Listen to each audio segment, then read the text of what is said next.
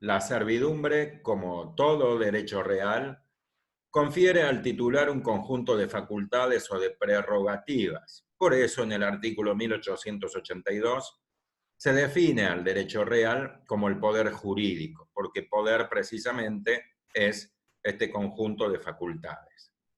Y como ocurre con todos los derechos reales, para su análisis conviene agruparlas. Por un lado, las facultades que se llaman materiales y por el otro lado, las facultades que se llaman jurídicas. Voy a compartir una pantalla con un gráfico y con las normas que aluden a estas facultades para analizar el derecho real y para establecer cuáles sí confiere y cuáles no confiere al titular. Comparto el gráfico y como se ve, el derecho de servidumbre, definido en el artículo 2162, confiere facultades que son materiales y otras que son jurídicas. Se parte de la base de el cúmulo máximo de facultades, que son 4 materiales y 4 jurídicas, para luego analizar cuáles sí y cuáles no confiere cada uno de los derechos reales. Comienzo entonces con la facultad conocida como ius possidendi, y como se observa, no es conferida al titular de servidumbre, puesto que el artículo 1891 establece que los derechos reales se ejercen por la posesión, todos menos 2, que son la servidumbre, uno de estos, y el otro es la hipoteca. Entonces, el titular de servidumbre no puede poseer el objeto, es decir, el predio sirviente que es ajeno. Luego debe analizarse la facultad de usar, y el artículo 2162, que brinda el concepto, indica que el titular de servidumbre puede servirse del objeto. Pero esta facultad no debe ser entendida como sinónimo del ius utendi, es decir, de servirse del predio conforme a su destino, sino que debe entenderse como la facultad de servirse del predio, pero conforme al destino y a la utilidad específica que se determina en el título. Es decir, si hay un predio que es el predio sirviente, y yo soy el titular del derecho real de servidumbre de tránsito, y puedo caminar por ese predio para llegar desde la vía pública al predio que es mío, es decir, al predio dominante. Pero además en ese inmueble sirviente hay una pileta y hay una casa. Yo no puedo usar todo el predio, no puedo meterme a nadar en la pileta ni quedarme a dormir en esa casa. Puedo usar un sector del predio sirviente para transitar. De ahí que técnicamente la facultad es menor que el ius utendi, porque es un servicio que se puede obtener, una utilidad específica y determinada, cuya precisión se ha establecido en el título, es decir, en el contrato constitutivo. Y esta facultad de usar el objeto debe complementarse con 2 artículos. Por eso hay 2 llamados, con un asterisco y con 2 asteriscos el otro.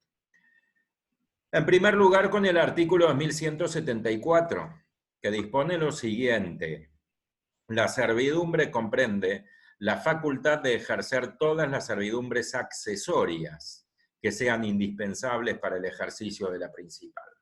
Entonces puede tomarse como ejemplo la servidumbre de sacar agua de un pozo, cisterna o aljibe, que es la servidumbre principal, pero que conlleva la servidumbre accesoria de transitar, es decir, de llegar caminando al pozo, aljibe o cisterna. Entonces, la facultad de usar el predio sirviente para sacar agua comprende la facultad de transitar por ese mismo inmueble y llegar o acceder al pozo de agua. Y además debe tenerse en cuenta también la disposición del artículo 2176, que indica que el titular puede realizar en el inmueble sirviente las mejoras necesarias para el ejercicio y conservación de la servidumbre. Entonces, si es necesario limpiar el pozo de agua o repararlo, si se ha deteriorado algún sector que corresponde a la cisterna, o si es necesario despejar el camino porque en una tormenta se cayó un árbol grande, por ejemplo un eucalipto, y obstruye el camino, así que hay que trozarlo primero para poder despejar el camino y luego sacar esos trozos. el titular entonces del derecho real puede ejecutar en el predio sirviente todos esos actos necesarios para la conservación. Es decir, que en definitiva, la facultad de usar debe entenderse a la utilidad que se indica en el título y debe entenderse comprensiva de la facultad de ejercer las servidumbres accesorias y de ejecutar también los actos de conservación. Luego debe pasarse a la facultad conocida como ius fruendi, o facultad de gozar.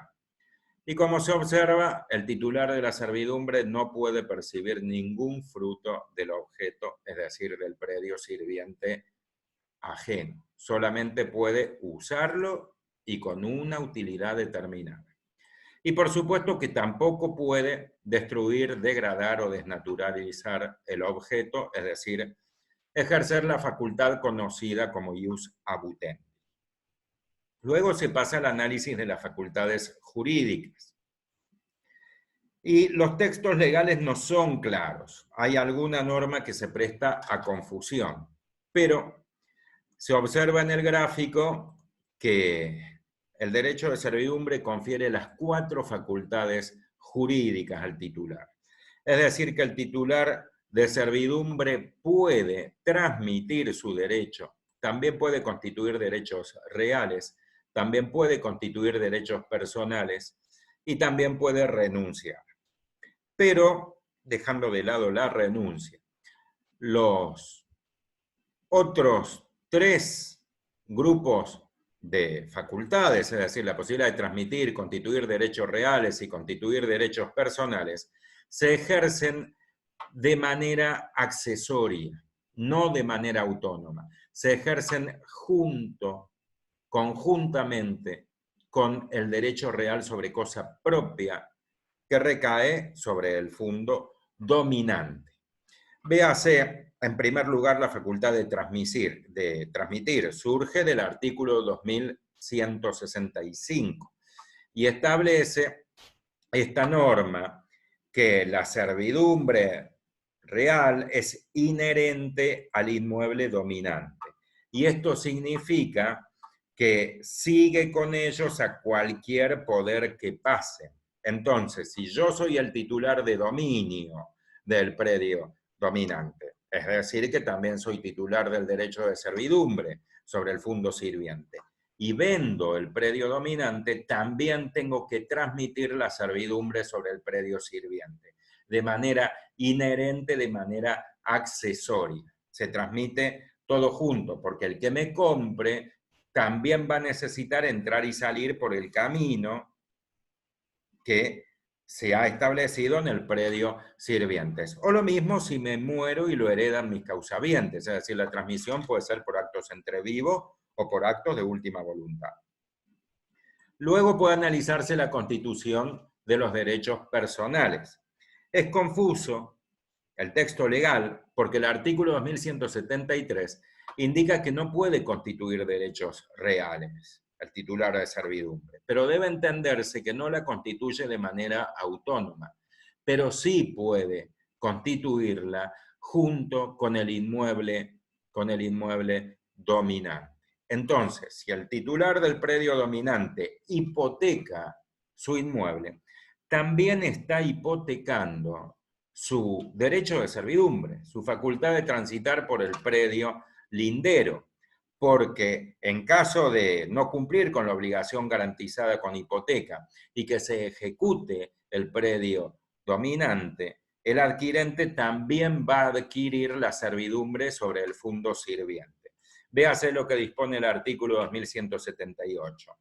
En ningún caso la transmisión o ejecución, se puede tomar como ejemplo la ejecución hipotecaria, pueden hacerse independientemente del inmueble dominante, pero sí pueden hacerse junto con el inmueble dominante.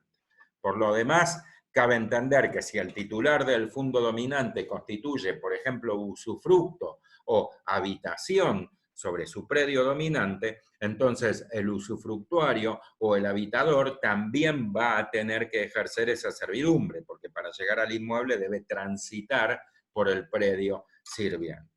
Entonces, la constitución de derechos reales sobre el predio dominante también comprende la constitución de derechos reales sobre las facultades que confiere la servidumbre respecto del objeto ajeno del predio sirviente. Luego debe analizarse la constitución de derechos personales, y el artículo 2173 claramente establece que sí puede constituir derechos personales. Y es un caso semejante al caso anterior. Si el titular de dominio del predio dominante alquila su inmueble, pues el locatario necesita entrar y salir por el predio sirviente.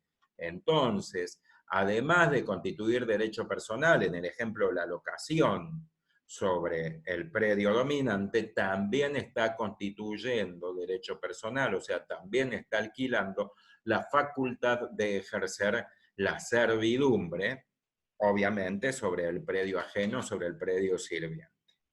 Y luego debe tenerse en cuenta que es posible renunciar. Así se dispone en el artículo 1907 de la parte general. Y esta es la facultad jurídica que puede ejercerse de manera independiente respecto del predio dominante. Es decir, si yo soy el titular de dominio del fondo dominante y no necesito más la servidumbre por el predio sirviente, sea porque ahora tengo mi propio pozo de agua, sea porque coloqué mi cisterna y ahora tengo mi propio recolector de agua pluviales, sea porque el municipio hizo un camino, una vía pública lindero a mi predio, por otra parte, por el otro costado de mi predio, puedo en cualquier hipótesis renunciar al derecho real de servidumbre, y esto sí lo hago de manera autónoma, liberando el gravamen sobre el inmueble sirviente, sobre el inmueble ajeno, y mantengo, claro está, la titularidad dominial sobre el predio que fue durante la vigencia de la servidumbre, que fue el fondo dominante. Dejo de compartir la pantalla y nuevamente agradezco la colosal gentileza de brindarme su tiempo. Hasta la próxima, colegas.